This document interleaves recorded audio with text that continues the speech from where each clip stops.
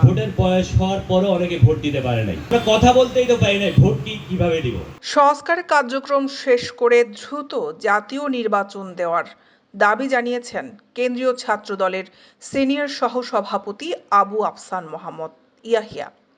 রবিবার ২৯ সেপ্টেম্বর দুপুরে কর্ণফুলী উপজেলার শিকলবাহা জামালপাড়া এলাকায় লিফলেট বিতরণ ও পথসভা অনুষ্ঠানে প্রধান অতিথির বক্তব্যে তিনি এই দাবি জানান। কেন্দ্রীয় ছাত্রদলের এই নেতা অন্তর্বর্তীকালীন সরকারকে উদ্দেশ্য করে বলেন, আপনারা নানান ধরনের সংস্কার করে দ্রুত নির্বাচন দেবেন আশা রাখি। ওই নির্বাচনে বাংলাদেশ জাতীয়তাবাদী দল বিএনপি অংশগ্রহণের মাধ্যমে মানুষের মন জয় করে আবারও ক্ষমতায় এসে একটি নতুন বাংলাদেশ গঠন করবে।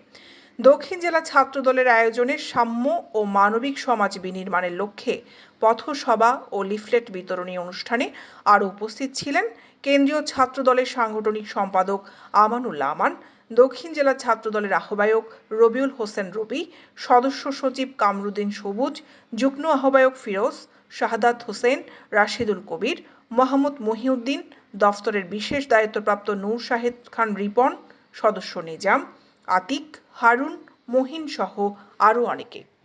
গণ অভ্যুত্থানে বাংলাদেশের সকল শ্রেণী পেশার মানুষের অংশগ্রহণ ছিল।